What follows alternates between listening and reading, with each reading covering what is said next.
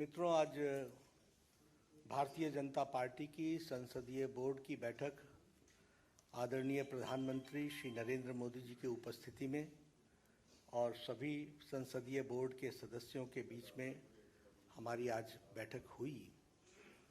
और हम सब लोग जानते हैं कि 15 जून को राष्ट्रपति के चुनाव की अधिसूचना जारी हुई थी और उसी समय ये अधिकृत किया गया था पार्टी की ओर से कि हमारे वरिष्ठ नेता भारत के रक्षा मंत्री श्री राजनाथ सिंह जी और मैं पार्टी के अध्यक्ष के रूप में विभिन्न घटक दलों से और हमारे जो यूपीए के पार्टियां हैं उनके नेता उनके साथ हम बातचीत करें और बातचीत करके राष्ट्रपति के चुनाव के लिए सर्वसम्मति बनाते हुए हम आगे बढ़ें।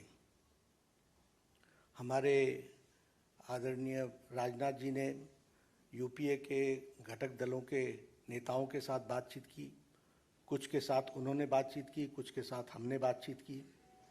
बातचीत का दौर चलता रहा, लेकिन कोई सर्वसम्मति पर आने की बात हो नहीं पाई और नामों की चर्चा के बारे में भी कोई सर्वसम्मति नहीं हो पाई। और आज हम जानते हैं कि यूपीए ने अपना राष्ट्रपति का प्रत्याशी घोषित कर दिया है।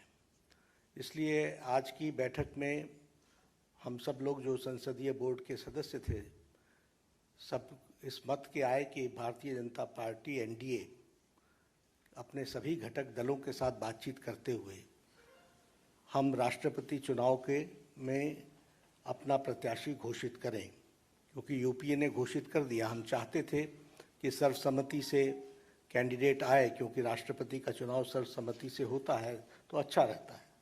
लेकिन इस प्रकार का उन्होंने जब कैंडिडेट घोषित कर दिया तो हम लोगों ने आज बैठक में हमारे अपने एनडीए के घटक के लोगों के साथ बातचीत करते हुए और लगभग 20 नामों पर हमारे यहाँ लंबे दौर की चर्चा हुई और चर्चा में सब लोगों के साथ बातचीत करते हुए एक सर्वसम्मति इस बात पर बनी कि सभी नामों पर चर्चा हुई, विस्तृत चर्चा हुई, लेकिन कुल मिलाकर के ये बात सामने आई कि हमें प्रत्याशी के रूप में कोई पूर्व से ढूंढना चाहिए, भारत के पूर्वी क्षेत्र से ढूंढना चाहिए और हो सके और हमारा प्रयास हो महिला को हमको स्थान देना चाहिए।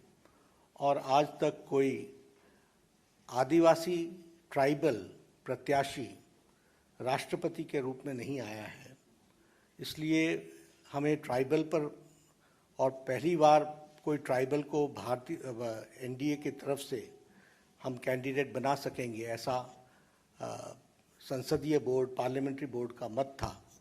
और इसलिए श्रीमती द्रौपदी मुर्मू इनको राष्ट्रपति का प्रत्याशी घोषित किया गया है एनडीए की तरफ से। और हम सब जानते हैं कि श्रीमती द्रौपदी मुर्मू जैसे राधाकृष्णन जी शिक्षा से जुड़े हुए थे, सर्वपल्ली राधाकृष्णन राष्ट्रपति के रूप में, उसी प्रकार द्रौपदी जी का भी जीवन आजीवन शिक्षा से जुड़ा रहा और वो टीचर के रूप में, शिक्षक के रूप में उन्होंने अपना जीवन प्रारंभ किया। बाद में वो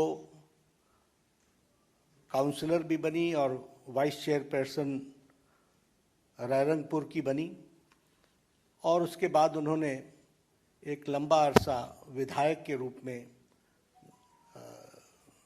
देखा और विधायक के रूप में वो मंत्री बनने का भी उनको सौभाग्य मिला। उन्होंने सरकार में मंत्री के रूप में भी गवर्नमेंट ऑफ उड़ीसा में transport, commerce, animal husbandry ministry और फिशरीज मिनिस्ट्री को भी उन्होंने संभाला।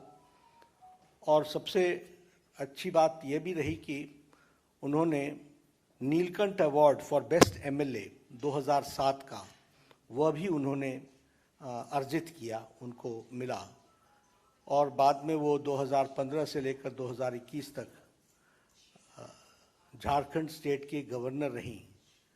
तो इस तरीके से उनका राजनीतिक जीवन रहा है।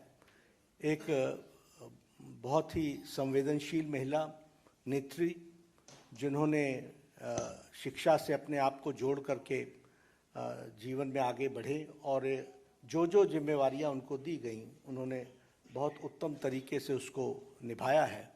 इसलिए एनडीए ने और एनडीए के सभी घटक दलों के साथ बातचीत होते हुए आज संसदीय बोर्ड ने श्रीमती द्रौपदी मुर्मू को अपना राष्ट्रपति के कैंडिडेट के रूप में घोषित किया है। बाकी जानकारियां और डिटेल हम देंगे, उनका बायोडाटा आपको अटैच कर दिया जाएगा। यही घोषणा मुझे करनी थी। तो ये भी सब डिटेल्स वर्कआउट होगा, हम लोग उसके दृष्टि से चर्चा करेंगे, लेकिन घोषणा हुई है यह मैं कहना चाहूँगा। बहुत बहुत धन्यवाद।